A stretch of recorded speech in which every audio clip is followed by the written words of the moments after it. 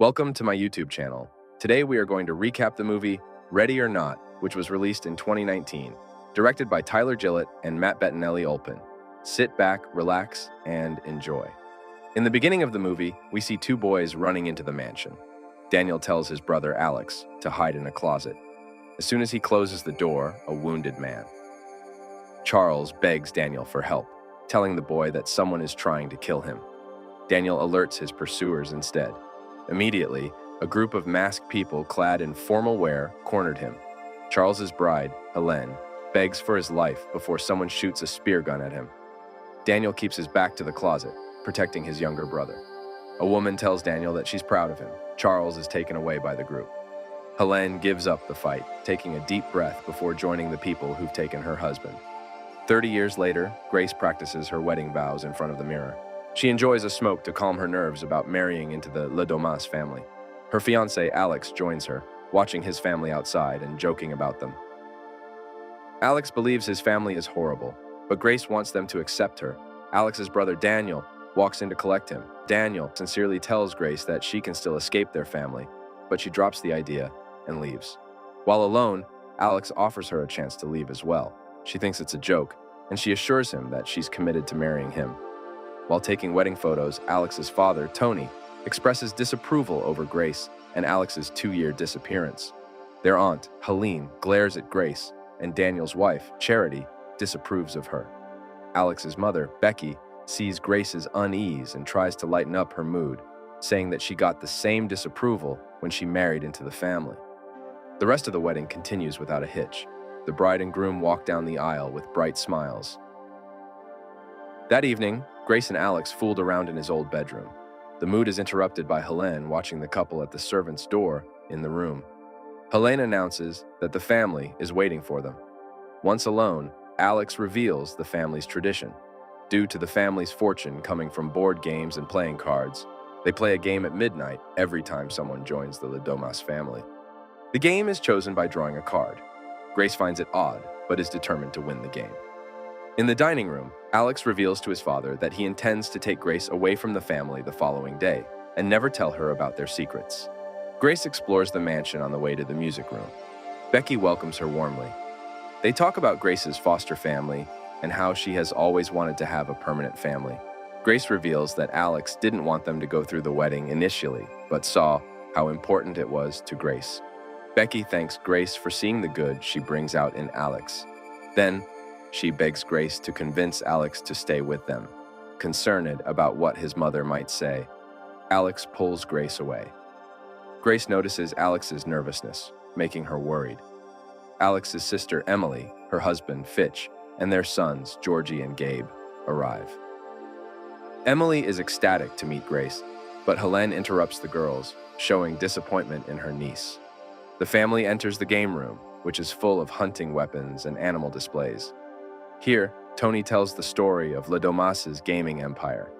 Their great-grandfather, a merchant seaman named Victor, was dared to solve a puzzle box by an antique collector named Mr. LaBelle. Mr. LaBelle promised to finance any business he wanted if he won. Victor solved the box and used the money to build his gaming business. Thus, the family holds the tradition of letting the box from the story choose a game to welcome new members to the family. Tony hands the box to Grace, telling her to draw a card from it. Grace takes a card and announces the game, hide and seek. The room falls silent and Alex looks horrified. To play the game, Grace must hide from the family until dawn, but Alex whispers for her to meet him in their room. Grace says no, she wants to play for real. The cameras are turned off and the windows and doors are locked. The family butler, Stevens, plays a record while Grace finds a place to hide. Unbeknownst to her, the family arms themselves with hunting weapons while waiting for the record to count down. Grace finds a dumbwaiter and hides inside. Becky advises her son to stay behind, knowing his worry for his new wife. They leave Alex in the game room, with Charity guarding the door. But Alex goes into the servants' corridors to find Grace. Charity finds the game room empty. As they search for Grace, Fitch struggles with his crossbow. He excuses himself to the bathroom, feeling nervous about their task. Quickly bored of the game, Grace crawls out of the dumbwaiter, ripping her dress when it gets caught. Grace hears the maid, Clara, looking for Georgie and hides from her. A hand grabs Grace from behind. It's Alex pulling her to hide behind the bed. Clara walks inside, thinking that Georgie is hiding there. She hears a crash and peeks out the door. Grace watches as a bullet hits Clara. Emily excitedly goes into the room thinking she has Grace. Tony, Daniel, Becky, and Helene walk in, scolding Emily for her mistake. Grace overhears them talk about a ritual where they need the bride alive. When they leave with Clara's body, Alex hurries Grace to pack up and leave. Grace is still in shock, confused by what happened. Alex pulls Grace into the servants' corridors just as Emily comes back for her gun. Away from danger, Grace is shaken with fear as she puts her shoes on. Alex reveals that, since she pulled the only bad card, tradition says that something terrible will happen to them if they don't sacrifice Grace. Grace is furious, thinking that he knew she'd be in danger, but he insists that he didn't. Inside the bathroom, Fitch hears their voices from the vent, but focuses on watching a video on using a crossbow. Alex tells her that they would have both died like his uncle and cousin if they hadn't played a game after getting married. Alex thought he'd lose her if he told her about the curse earlier. After expressing his love, Alex instructs Grace to wait for him in the service kitchen while he unlocks the doors from the security room. To move easier, Grace rips the bottom of her dress. She finds herself between two doors, not knowing which one leads to the kitchen. Tony and Daniel carry Clara's body when Grace walks into the hallway behind them. She runs to the other side where Emily frantically fires at her, missing entirely. Grace escapes to the study room. She tries the phone, but it doesn't work. She hears a sound nearby and hides, only for Daniel to walk in through her door. Grace is frozen in fear, but Daniel pours himself a drink. He gives her a 10-second head start before calling for his family. Grace runs as Daniel counts down. Daniel finally announces her location. Charity is disappointed that he lost Grace. Daniel questions his wife's morality, but Charity reminds him of her past, saying she'd rather die than lose what she has now. The rest of the family joins them. Daniel despises how they act as if what they're doing is normal. When Emily notices her gun missing, Fitch offers his crossbow. Another maid, Tina, tells the family she saw Grace, but Emily pulls the trigger on the crossbow, hitting her. Tina moans in pain, interrupting Helene's speech. Frustrated, Helene swings her axe at the maid, ending her misery. Becky suggests using the cameras. The others agree, but Helene wants to stick to tradition. The family argues before finally deciding to use the cameras to find Grace and Alex. Grace goes into the game room and takes a shotgun and ammunition. Seeing herself in the mirror, she's disturbed at what she's become. Alex reaches the security room just as Grace enters the service kitchen. Seeing that the door is still locked, she attempts to shoot at the lock, but the gun isn't loaded. She hears whistling nearby and hides.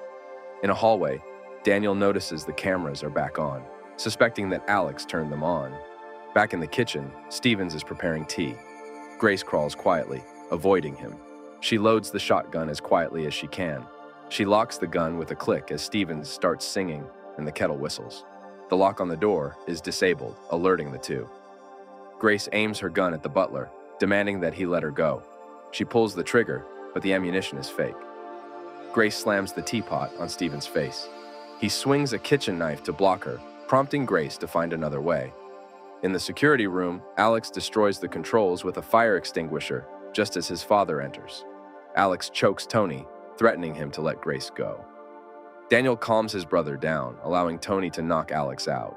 Grace hears Tony and Daniel from afar. She opens the dumbwaiter to hide, but finds the last maid, Dora, inside. Grace assures her that the family is looking for her, not Dora. Instead of letting her hide, Dora yells for the family to get Grace. Her hands accidentally press the dumbwaiter's button, starting it. Dora gets crushed inside, despite Grace's attempts to save her. In the bedroom, Tony handcuffs Alex to the bed. Stevens announces that the windows and doors are unlocked and that Dora is also dead. Tony goes ballistic at the news. Grace listens from outside the window with the others gone as Helene claims that it's Tony's fault that Alex lost his way. Tony argues that Alex has always hated the family, but Helene believes that Alex is just afraid of who he truly is. Helene recounts how she regrets trying to save her husband, and she should have done the deed herself. Alex is the only one who's seen Mr. LaBelle when he was a child, leading Helene to believe that he would lead their family and would betray Grace in the end. Downstairs, Fitch chats with a friend on his phone. Grace drops, appearing on the window behind him, but he doesn't notice. Finally, out of the house, Grace runs down what was her wedding aisle. She heads for the gate but stops when she sees someone with a flashlight outside. She hides in the barn just as the other person enters. Grace waits for the person, only to find that it's Georgie. She is relieved to see the boy. She walks up to him, but he shoots her in the hand. Grace stifles a scream before knocking the boy unconscious.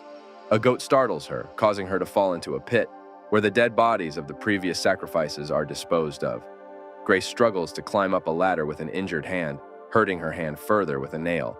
Smoking outside, Charity spots Grace running. She shoots her, but misses. Charity goes inside and informs Stevens where Grace is. Grace reaches the fence but can't climb due to her injuries. A car drives nearby. Grace desperately squeezes between the fences and asks the driver for help, but he ignores her and drives away. She sees another car coming from the Ladolas estate, and she hides in the woods. Stevens reports that Grace has gotten out. Daniel jokes about the situation, angering his father. Tony reminds him that if Grace lives by morning, they will all die, as another family did after failing to make a deal with Mr. LaBelle. Back in the bedroom, Alex uses his handcuffs to grind himself free. Emily and Daniel dispose of the maids in the pit. Tired of their deeds, Daniel thinks that their family deserves to die. Emily argues that her kids don't deserve that. They find Georgie, who tells them that he shot Grace because that's what everyone was doing. Emilia tells her son she's proud of him, strengthening Danielle's belief. Stevens chases Grace onto a clearing, tackling her down.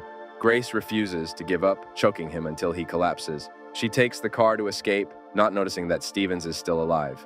In the car, Grace calls the Vehicle Assistance Company for help, but the vehicle has been reported stolen, and the agent shuts it down remotely. The car stops in the middle of the road, allowing Stevens to catch up and shoot her with a tranquilizer. Grace wakes up in the car, with Stevens driving.